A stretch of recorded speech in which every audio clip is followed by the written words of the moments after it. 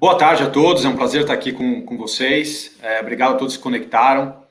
Nesse dia tão especial aqui para a XP, 12 horas de conteúdo internacional. E acho que você colocou de uma maneira muito interessante, Beatriz. Realmente a diversificação sempre foi crucial, mas ela deixou de ser uma questão de opcionalidade e passou a ser uma questão de necessidade. A gente tem visto um aumento significativo na procura pelos fundos internacionais, especialmente nesse cenário de juros cada vez mais baixos, né? E o brasileiro ele ainda investe menos de 1% na média em fundos locais, em fundos domésticos. Então é uma concentração, é um viés desproporcional. Existem muitas opções boas fora do Brasil e com uma correlação diferente dos ativos domésticos. Então ela é sim uma necessidade, na minha opinião. Legal. E aí, Samuel, o que você tem a dizer? Vocês dois já repetiram aí, necessidade, de fato, e eu acho que tem um ponto que, poxa, necessidade, mas por décadas a fio, era uma necessidade que muitos dos investidores não tinham condições de implementar. Pô, legal, conheço essa necessidade, sei que é importante, mas vou fazer como? Eu não tenho $1 milhão para mandar para fora, eu nem sei como que abre uma conta no exterior. Então, para esta necessidade, felizmente, aí estamos uma empresa aqui que está proporcionando isso. Hoje a gente tem assim, dezenas de opções aqui, ó, no celular. Literalmente ao alcance da tua mão, você consegue fazer uma diversificação em fundos de ações internacionais, fundos de renda fixa internacionais, fundos de multimercados internacionais. Então, junto com a necessidade, veio a viabilidade de você resolver isso, né? Então, poxa, hoje você tem na palma da tua mão, no celular, você consegue fazer aplicação aí em dezenas de fundos internacionais, as melhores gestoras do planeta, que antes você ou acessava mandando 1 milhão, 2 milhões, 3 milhões, 4 milhões de dólares para fora, ou você acessava tendo um fundo exclusivo aqui, um cliente que geralmente deveria ter 15, 20, 30 milhões de reais, para você acessar via o seu veículo daqui sem precisar mandar dinheiro lá para fora. Acabou. Então, hoje, para esta necessidade, você tem a solução. Então, acho que ficou bem melhor para os investidores em geral esse dilema aí, né? Você tem uma solução hoje. Não resolve quem não quiser. Sim, facilita 100%, né, desse caminho. Fabiano, a gente tem visto uma oferta maior de produtos, como eu comecei o nosso papo falando, mas queria entender qual tem sido a maior demanda dos investidores, né? Por que tipos de produtos? A gente está falando mais de fundos de renda fixa, de fundos de renda variável. O que você tem sentido aí? Bom, primeiramente, a demanda por fundos internacionais, em geral, aumentou muito.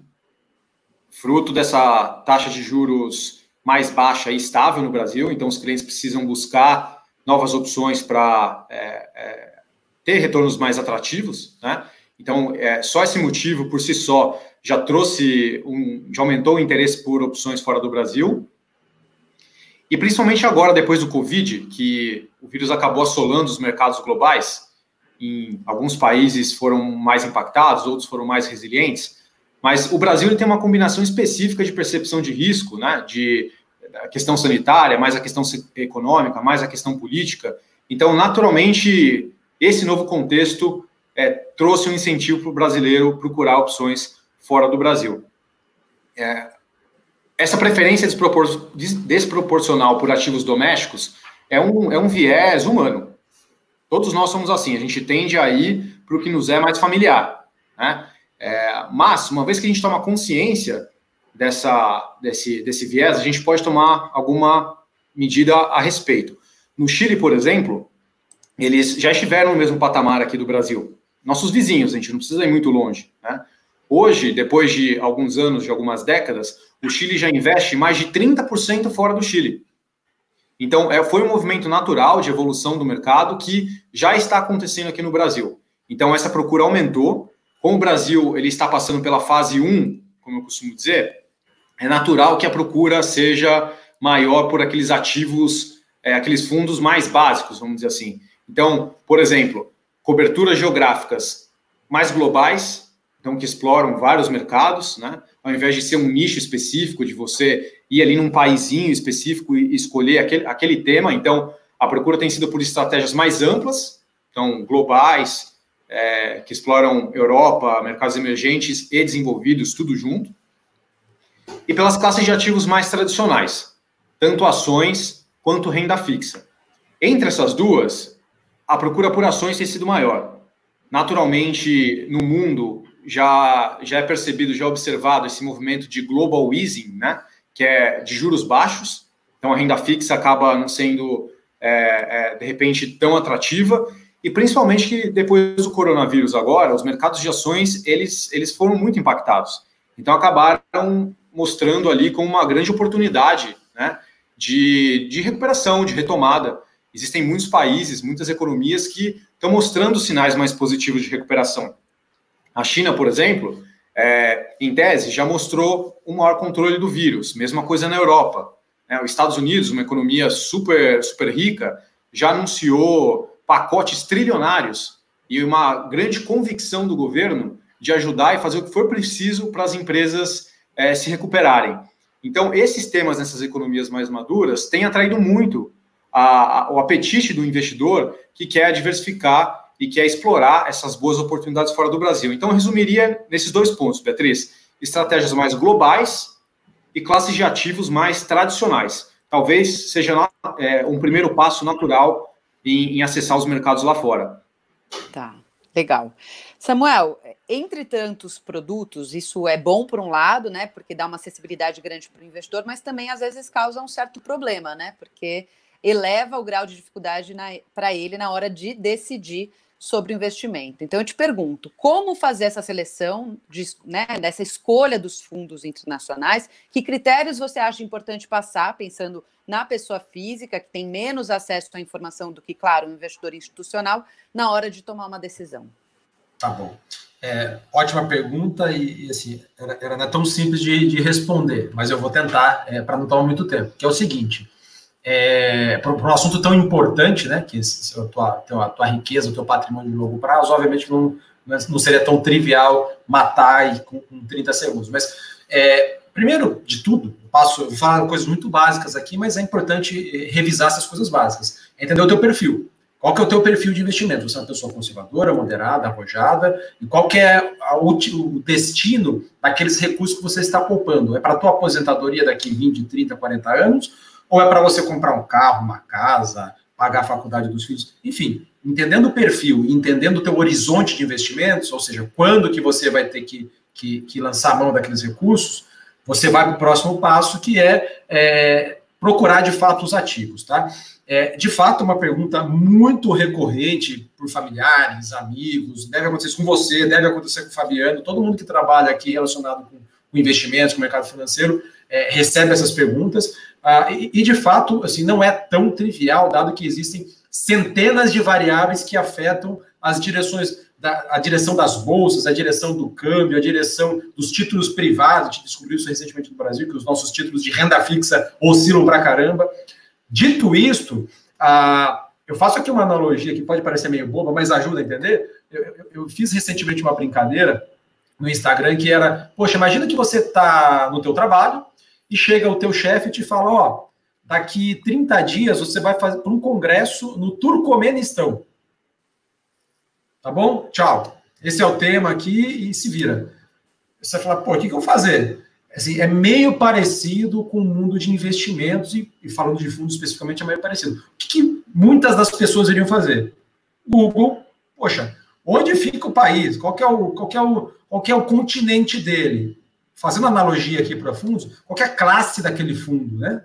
Qual que é o continente que ele fica? Poxa, qual que é o país? Qual que é a gestora deste fundo? Qual que é o histórico dela? Existe um começo, meio, fim, um quadro de pessoas? Então, assim, a primeira resposta muito simples é, assim, fuçar na internet. Conhecendo primeiro o teu perfil e se deparando ali com uma lista, tentar procurar na internet informações sobre aqueles investimentos que te indicaram. Poxa, ninguém me indicou nada e eu estou aqui com uma lista de mais de 40 fundos internacionais que a XP está recomendando.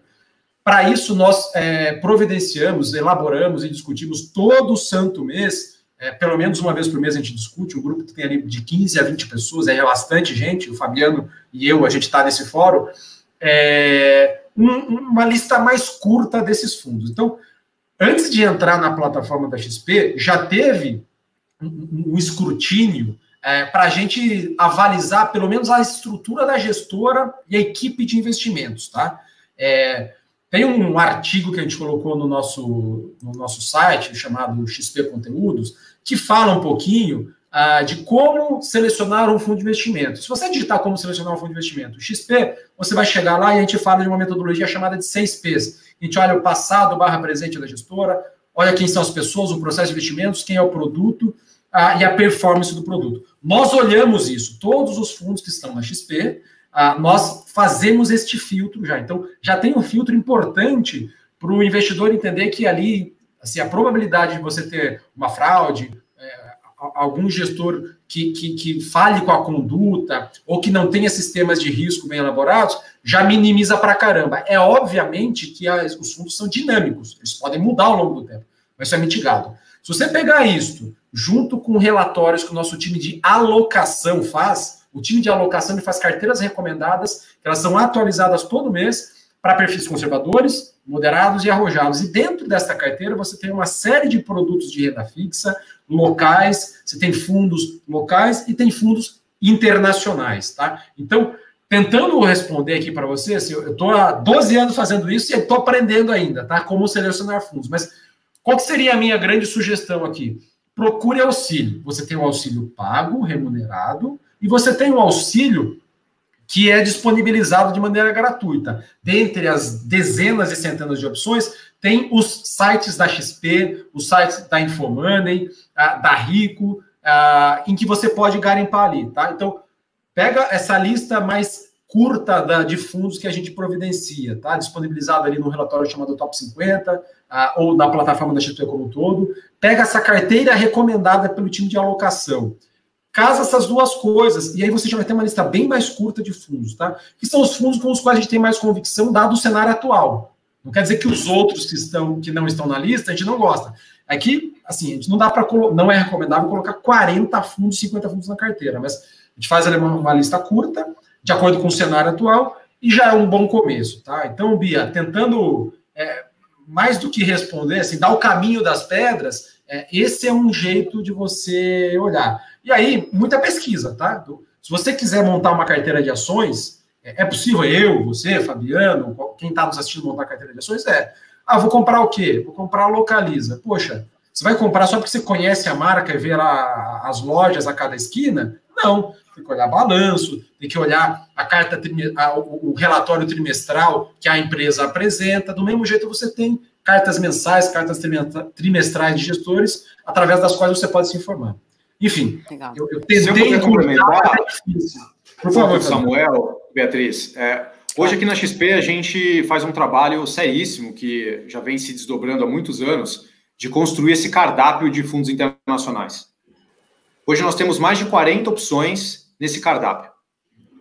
O que eu recomendaria quando você abrir esse menu, você ter em mente para escolher o que é adequado para você?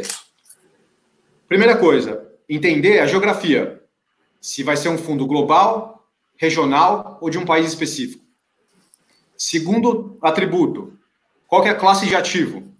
É um fundo de ações, de renda fixa ou multimercado? Terceiro atributo, se é um fundo em reais ou em dólar. Então, essas são dimensões muito, muito úteis quando você abre o menu pela primeira vez para entender o que vai encaixar no seu portfólio.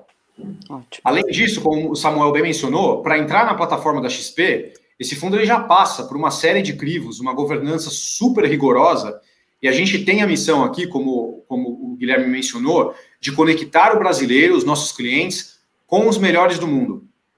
Então, nós pegamos o avião antes da pandemia, o Leon, que trabalha aqui com a gente também, foi para os Estados Unidos, eu fui para a Europa, o Samuel visita também, e a gente faz uma seleção rigorosa dessas melhores casas. Então, quando você olha os nomes que estão hoje na plataforma da XP, são as maiores gestoras globais, as mais cobiçadas. Eu costumo fazer o paralelo de ser a Champions League do futebol, né? Ou de você fazer aquela melhor seleção de rótulos de vinho do mundo e colocar na sua adega. Hoje aqui é isso, é uma seleção super criteriosa, são nomes muito bons e vale a pena seguir essas dimensões para ter uma primeira análise. Logicamente, a plataforma da XP conta com bastante conteúdo para que você entenda, faça a sua própria pesquisa e, principalmente, o nosso assessor e assessora, eles estão habilitados para revisarem o seu portfólio, eles entendem profundamente, são os grandes especialistas aqui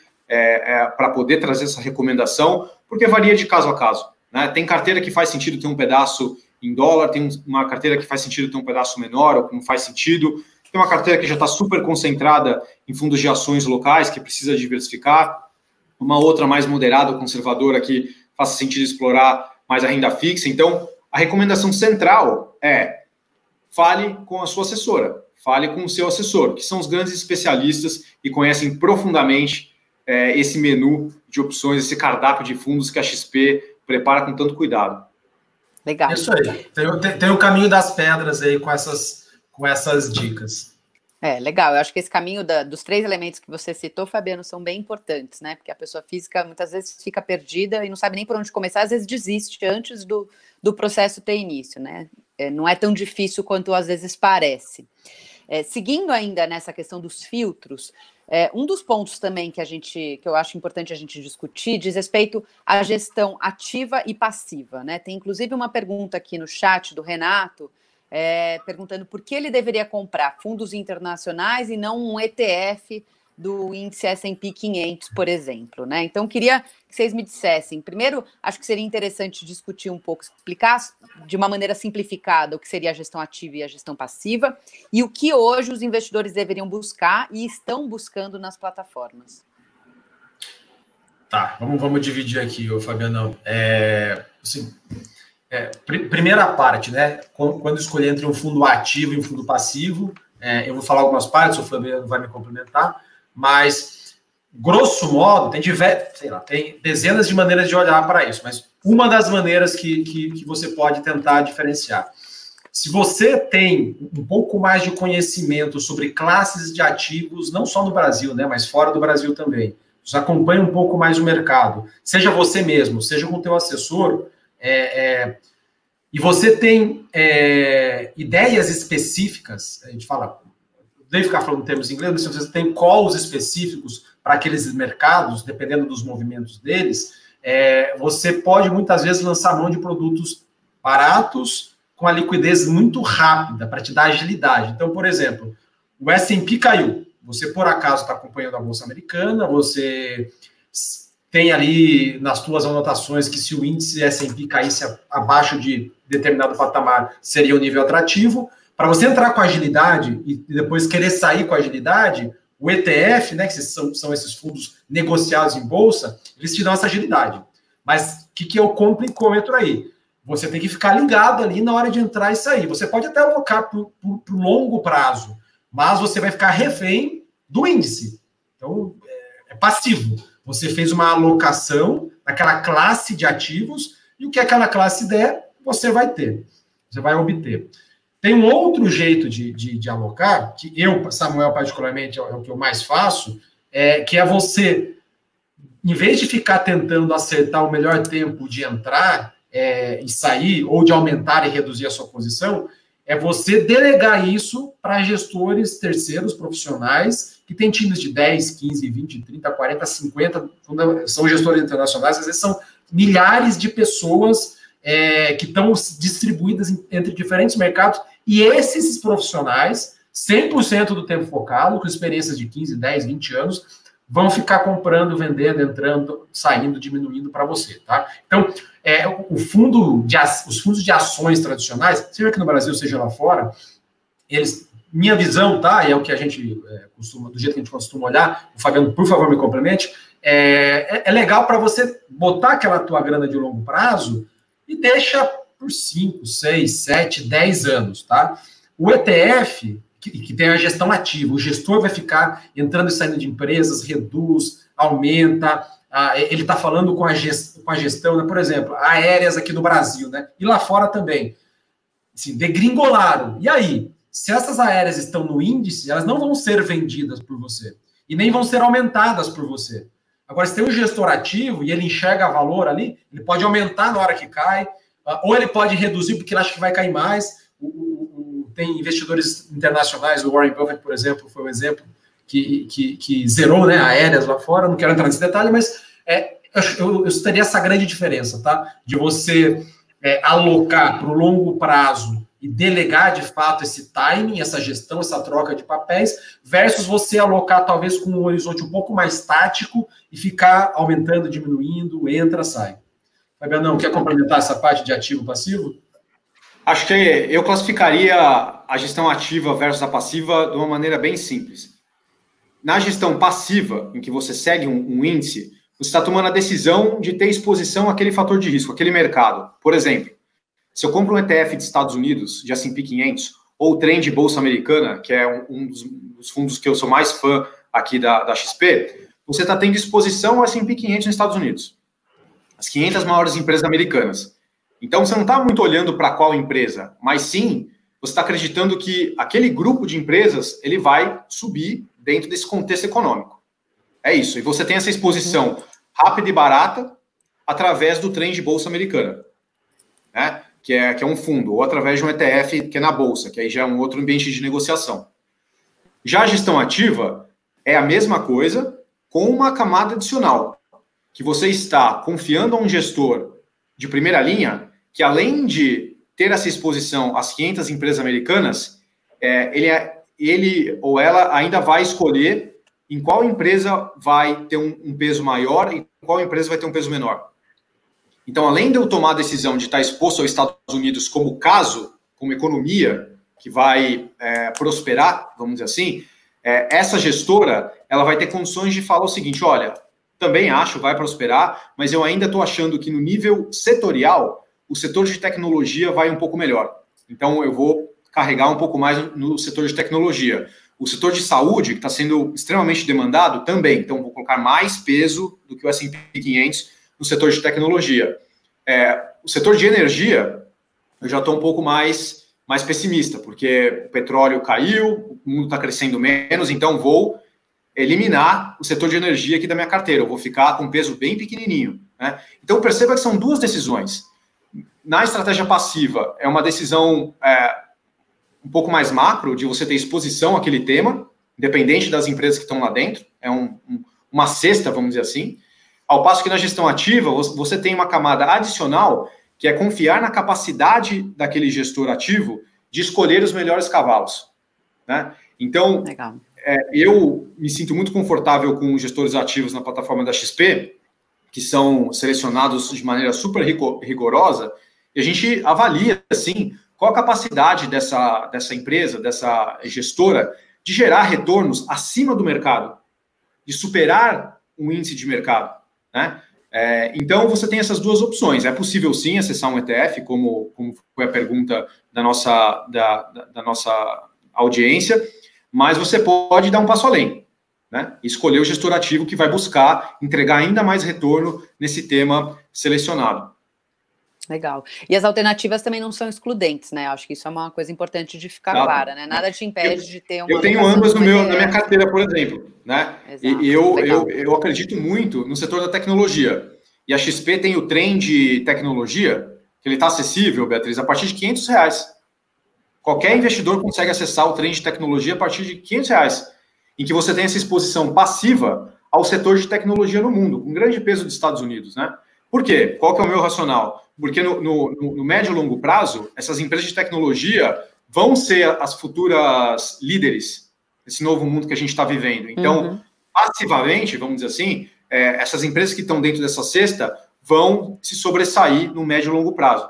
E, ao mesmo tempo, tem os fundos de gestão ativa, globais, e que tem ali um gestor olhando, né, qual empresa comprar, qual empresa vender.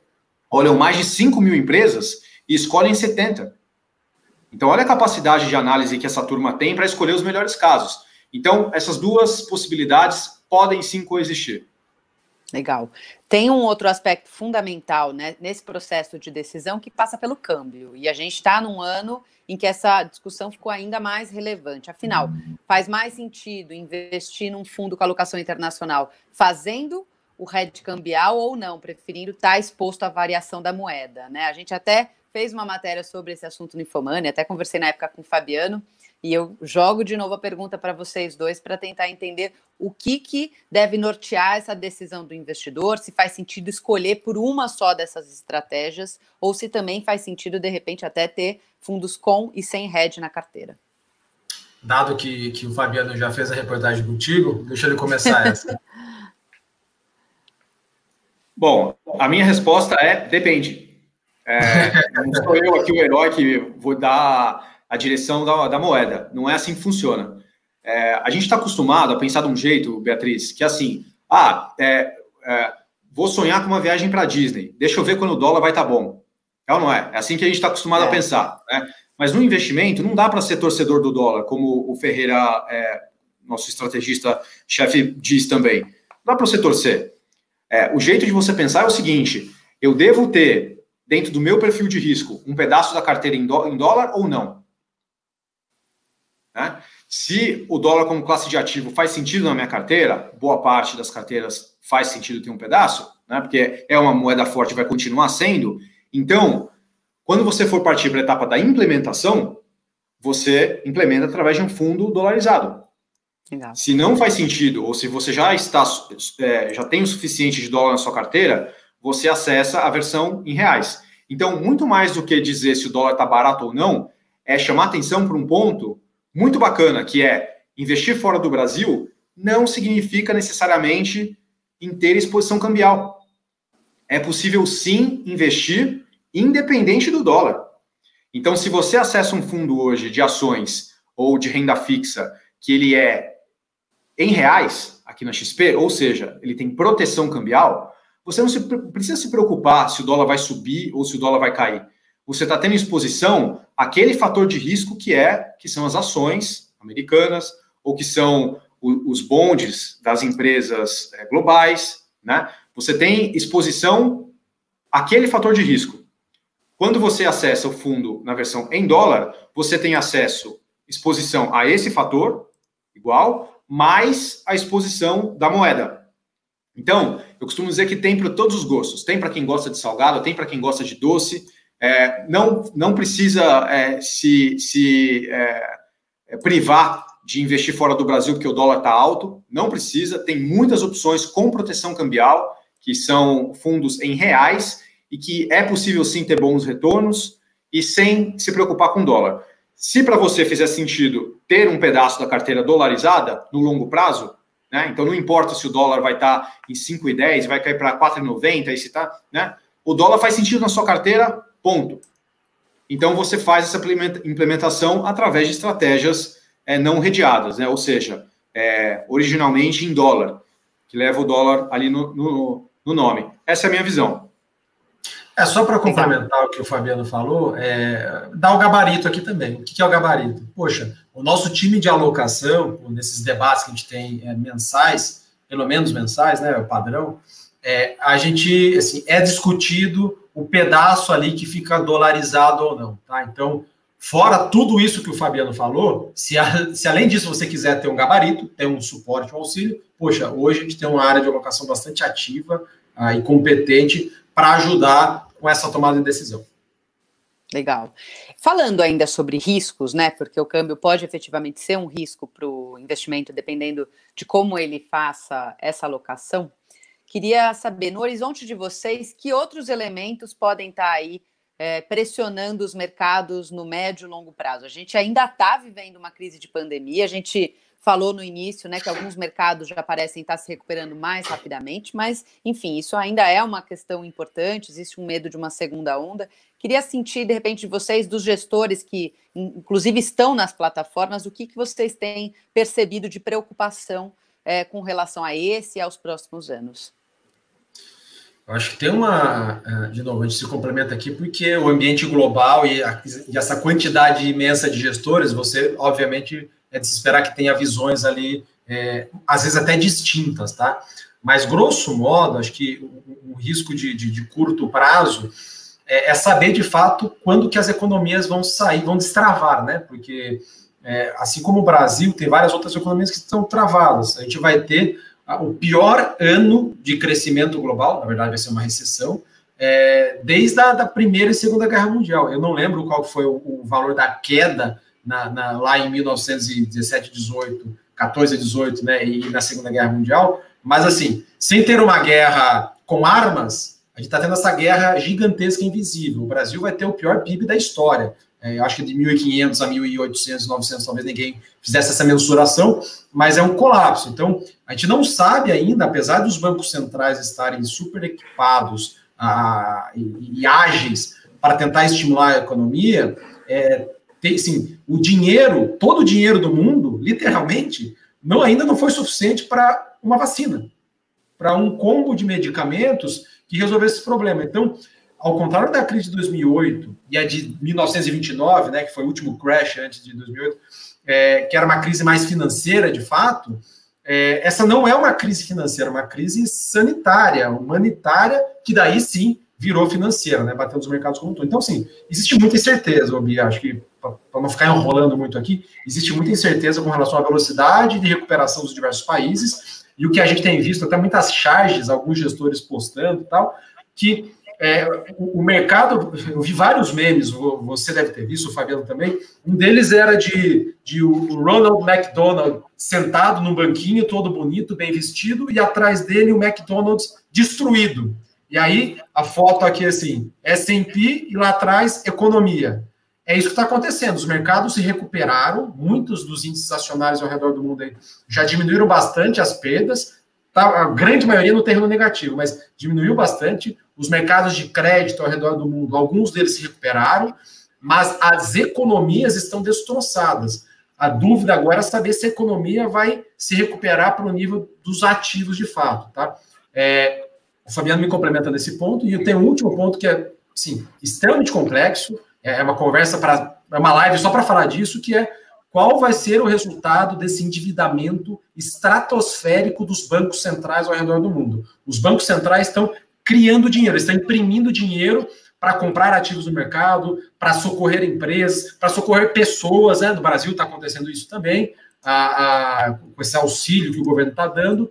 Só que, geralmente, quando você tem muita impressão de dinheiro, você tem a inflação, que não está acontecendo nesse momento, e em algum momento, assim, se uma empresa quebra, você dá para socorrê-la. Se um país quebra, em tese, não dá para socorrer, né? Então, é isso. Mas... Ô Samuel, era exatamente esse o ponto que eu ia começar falando, é o nível de endividamento. Porque a gente vê os pacotes de ajuda, né, trilionários. Perdeu até a noção da escala, trilhão para cá, trilhão para lá. A pergunta que eu faço é, de onde vem esse dinheiro? Da onde vem? É o governo que está injetando. O governo que está se financiando, né? Então, a dívida pública do país, ela começa a ficar sob cheque. Principalmente no momento em que a arrecadação de impostos está caindo. Porque os negócios estão fechados. Então, a arrecadação cai e os gastos aumentam. Pacote de ajuda para cá, para lá. Então, globalmente, a gente está num nível de endividamento muito mais alto. Isso deve ter consequências. Esse, para mim, é um grande ponto de atenção olhando para frente, que gera essa pressão. Segundo... Só que é um timing difícil, né? A gente não sabe se vai ser daqui 3, 4, 5 anos, 6 anos, ou se vai ser daqui 2 anos, assim, muito... Assim, eu nunca vi nenhum gestor, ainda não vi, tirando um ou outro muito fora da curva, assim, menor, que fale, poxa, daqui X tempo isso vai dar problema. Não se sabe. Então, é um grande ponto de interrogação. E aí vem aquele ponto da gestão ativa, né? Ativo versus passivo. Para a gente é difícil de fazer esse acompanhamento, mas um gestor, um time, uma empresa, uma gestora que tem equipe focada nisso, tem chances maiores de conseguir proteger os recursos caso haja mais uma grande correção ali na frente. Mas complementa aí. Então, o primeiro ponto, endividamento global, que ele está maior. O segundo, a questão sanitária mesmo, são fatores que a gente não controla, da natureza, o vírus em si. Pode ser que a vacina demore mais, pode ser que tenha uma segunda onda, pode ser que tenha um novo vírus, a gente não sabe, né? Tudo aconteceu muito rápido, então acho que é o segundo ponto também, essa falta de previsibilidade. Terceira, a retomada. A retomada vai acontecer em ritmos e velocidades diferentes, em empresas, setores e países. Uhum. Mesmo que liberem tudo, vocês realmente acham que todo mundo vai virar a chave e sair na rua e vida normal? Acho difícil. Vai ter cautela, ninguém vai sair fazendo viagem pelo mundo, de uma hora para outra. Então, a retomada vai ser gradual, a confiança do consumidor e das famílias também vai retomar aos poucos, por consequência, a confiança das empresas e do empresariado também, tá? E eu também não queria deixar de mencionar a questão do crescimento, né? Todo mundo fala assim, quando que a gente vai voltar ao normal? E se voltar ao normal for exatamente o problema? E se a gente voltar a fazer tudo que a gente fazia antes for, na verdade, ruim? Será que é sustentável todo esse crescimento que a gente vem dando push, vem provocando? O que a gente aprende nessa crise para fazer diferente no futuro? De ter melhores práticas, hábitos de consumo, de poluição, né? De remoldar a sociedade em várias dimensões. Então, a sustentabilidade, acho que ela veio para ficar. Existe 3 letrinhas que estão revolucionando o mercado no mundo, que é ESG, né? E aqui no Brasil está cada vez mais latente. São 3 letras que estão mudando os investimentos. São 3 letras, que é uma sigla em inglês, que dizem sobre as melhores práticas ambientais, sociais e de governança. Então, eu vejo com uma preocupação também, olhando para o médio e longo prazo, quem não aderir a essas práticas sustentáveis. Será que uma empresa ela consegue continuar produzindo do jeito que ela produz durante 50 anos? Né? Será que um país ele consegue manter esse ritmo de crescimento com esse nível de poluição? Então, investir de maneira consciente em empresas que adotam essas práticas, em fundos que são ESG, tanto fora do Brasil quanto no Brasil, vão ser cada vez mais relevantes. Então, eu coloco também como o tema da sustentabilidade como um ponto de atenção nos investimentos dos brasileiros e de todo mundo.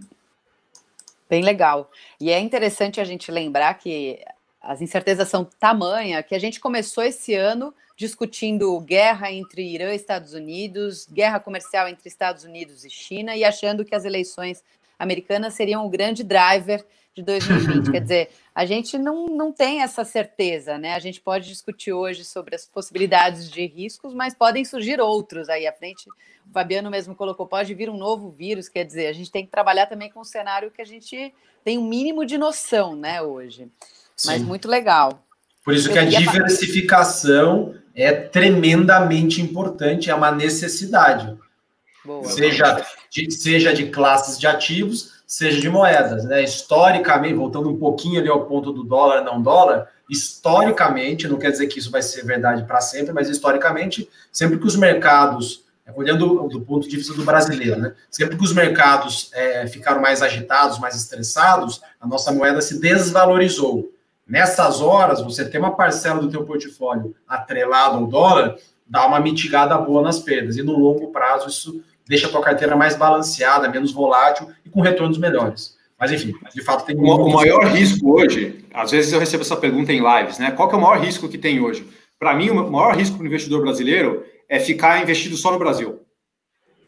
Isso pode sair muito caro para a carteira, né? Uma analogia, imagina que você está dirigindo numa estrada, uma estrada que tem uma pista só, aí para o trânsito. Você não tem saída, você vai ficar parado ali. Você vai ficar suscetível à velocidade daquele fluxo, né? Se demorar 3 anos para os carros andarem, você vai ficar ali parado 3 anos. Quando você vai para uma estratégia global, Bia, é uma estrada com múltiplas pistas. Então, se uma começou a desacelerar, você troca. Você vai para outra. Você já tem uma visibilidade do que pode acontecer. Então, andou bem ali naquela pista da direita, depois de 2 anos, vai para a pista da esquerda. Troca, Japão, Alemanha, Estados Unidos. Então, você tem muito mais possibilidades para explorar, né? Não só em termos de geografias e economias, mas como o Samuel falou, moeda e temas setoriais. Então, é muito mais versátil, vamos dizer assim. Então, o maior risco hoje é ficar só no Brasil. Não dá para ficar suscetível, independente do desfecho, ao cenário econômico, ao cenário político, ao cenário de saúde, né? Ganha-se muito explorando essas outras possibilidades que também são boas fontes de retorno. Ótimo. Passando para o aspecto mais prático, Samuel, queria que você nos ajudasse a pensar em como o investidor deve montar uma carteira, né? Quer dizer, qual o percentual que ele pode efetivamente destinar para fundos de alocação internacional e também como redistribuir aí. O Guilherme perguntou qual que é o mix ideal de fundos internacionais, considerando ações, renda fixa, ele coloca até BDRs também nessa seara.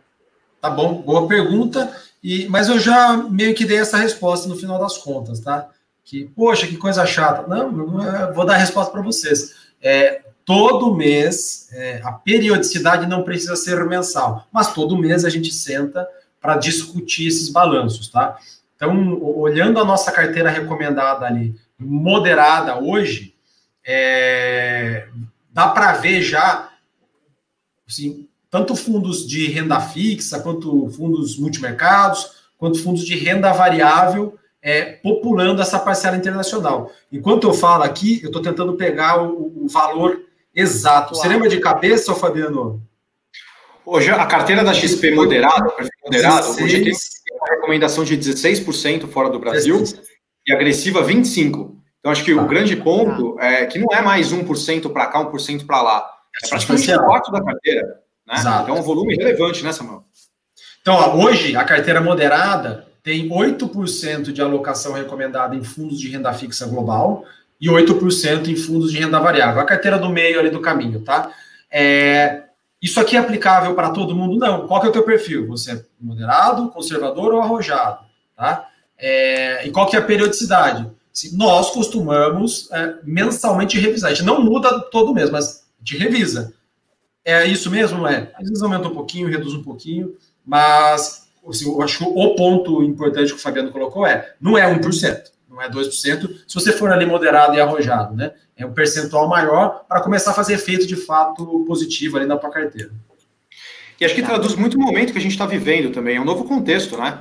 E a carteira recomendada da XP, ela reflete esse novo momento. Então a pergunta que eu deixo para todo mundo, tanto para os investidores, para os assessores, para todo o nosso público, qual que é a sua realidade hoje? Você ainda está naquele cenário antigo, que está mais próximo do 0, 1%?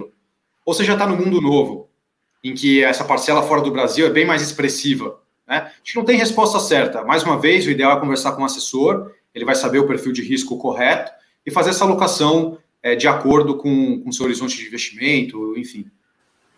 Legal. Boa. Tem uma segunda questão mais técnica. A gente falou um pouco sobre o valor mínimo de aplicação, o Fabiano mencionou que tem fundo a partir de R$500, mas ele é acessível a qualquer investidor. Teve gente perguntando se é para investidor qualificado, né? Ou seja, aquele que tem 1 milhão, pelo menos 1 milhão em aplicações financeiras, Fabiano. Olha, hoje a nossa plataforma da XP, ela tem opções tanto para investidores em geral, como você bem mencionou, a partir de R$500 já é possível acessar o trem de Bolsa Americana, o trem de tecnologia, vários temas que eu já mencionei aqui. Recomendo bastante olharem a família Trend, tá? Que são esses fundos super acessíveis, rápidos, prazo de resgate relativamente curto. Então, são fundos passivos, né? Recomendo muito. Inclusive, essa família já vem crescendo aqui na XP, vai continuar crescendo e trazendo temas novos. E também tem as opções de fundos para investidores qualificados. A legislação brasileira diz que se um fundo local que acessa um fundo internacional com mais de 67%, ele é restrito para investidor qualificado. Mas isso é uma nuance, né? Boa parte dessas opções do cardápio são para investidor qualificado, mas existem sim opções e boas opções para investidores em geral e super acessíveis, a partir de R$500. Assim, só um complemento aí, infelizmente hoje, a maior parte assim, mais da metade, né, é para investidor qualificado, de fato, porque são fundos investindo lá fora, o que o Fabiano citou. É uma restrição imposta pela CVM. A gente consegue ver uma eficiência de estruturas aqui, a gente tem um time só focado em soluções de produtos, né, um time de produtos, para tentar, dentro das regras, dentro do que a CVM permite, conseguir produtos acessando mais. Muitas vezes é possível, e assim, principalmente os fundos trend ali, a gente consegue montar essa estrutura desse jeito. Para outras, a gente tem bem mais dificuldades, tá? Mas hoje, de fato, é uma barreira da legislação. Teve até uma pergunta aqui de uma pessoa que está assistindo a gente, se a CVM pretende reduzir esse valor mínimo para o investidor qualificado. Eu acho que talvez até eu não ouvi nada, não sei se vocês escutaram, mas eu acho até que iria num outro sentido, de proteger o investidor até se bobear. Eu não posso dizer pela CVM, Bia, assim, mas como um regulador, o regulador ele está sempre antenado, né? Para ir atualizando a regulamentação. Eu acho que o que fez sentido com uma taxa de juros ali de 14% no Brasil, pode não fazer mais sentido. Isso vale não só na parte regulatória de investimentos, mas em qualquer aspecto regulatório de qualquer setor. Então, a CVM é um órgão super competente, que está antenada. Então, se tiver qualquer atualização nesse sentido, certamente eles vão divulgar massivamente para os investidores e com antecedência.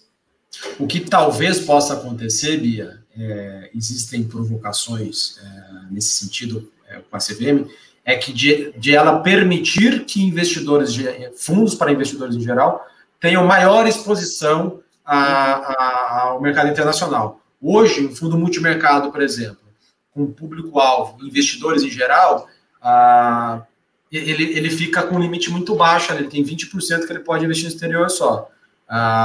Talvez, assim, é provável, tá? Que a CVM aumente um pouco isso, talvez para 40%, que ela dobra esse limite. Não é o ideal, né? Você continua cerceando ali, mas, poxa, já seria bem melhor. Você conseguiria, com esse veículo para investidor em geral, ter bem mais exposição ao exterior já. Isso eu acho que é mais fácil, tá? Estamos no campo do achismo aqui. Acho que é mais fácil do que ela mudar o conceito de investidor qualificado. Mas eu, se fosse chutar, eu iria nessa linha do Samuel, até porque eu lembro de quando eu já cobri esse mercado que o investidor qualificado tinha uma faixa muito mais baixa, quer dizer, à medida que o tempo passa, eu sinto que a CVM está mais preocupada em, de alguma maneira, não vou dizer que restringir, mas uma preocupação de o investidor ficar super alocado em risco, né? Então tem essa questão, mas enfim, a gente está chegando aqui ao final da nossa live, queria passar para as considerações finais de vocês, para a gente caminhar para o fechamento. Fabianão, os mais velhos primeiro, por favor. Bom, primeiro, obrigado pela live, pela oportunidade, parabéns a todos que organizaram, a todos que conectaram, estão assistindo a gente.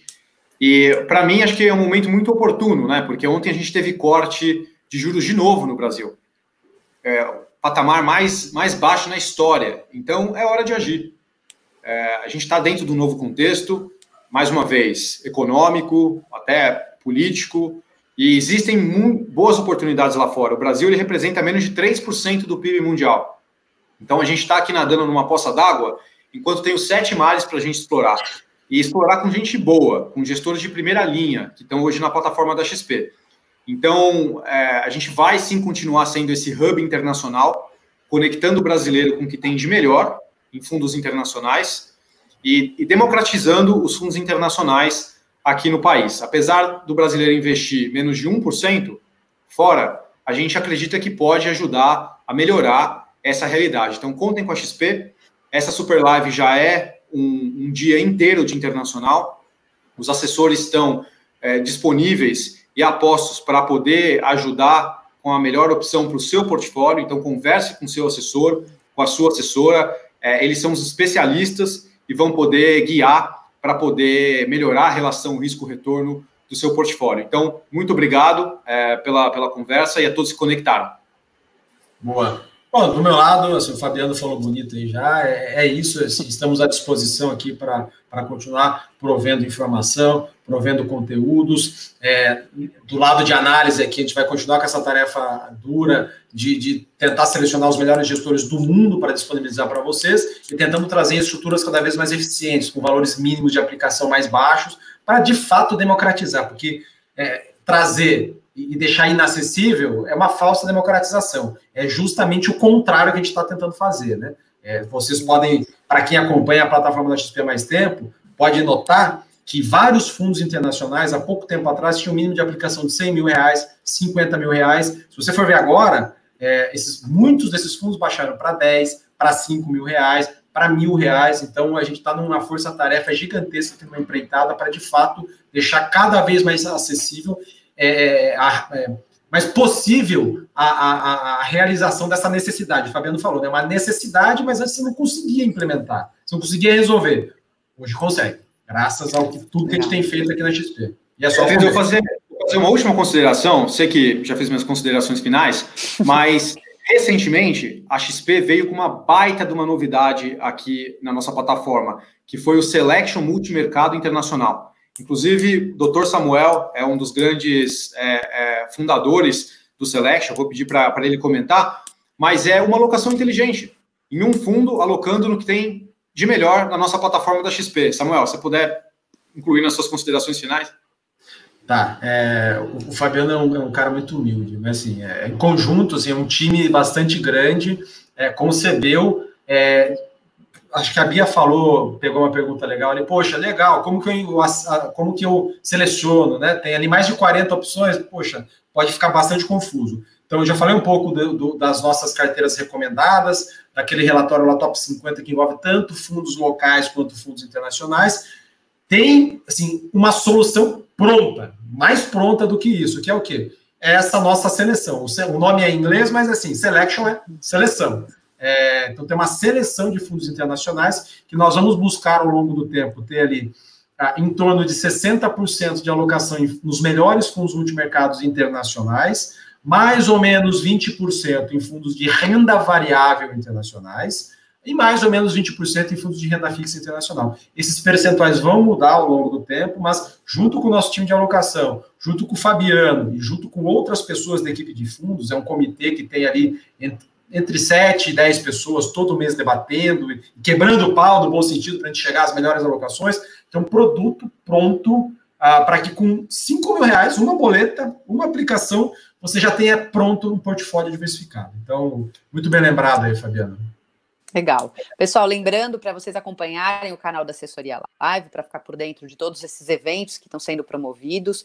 E a Super Live continua, agora com um painel como os grandes gestores brasileiros investem no exterior, com o Parreiras, da Verde Asset, e o André Laporte, da Vinland Capital.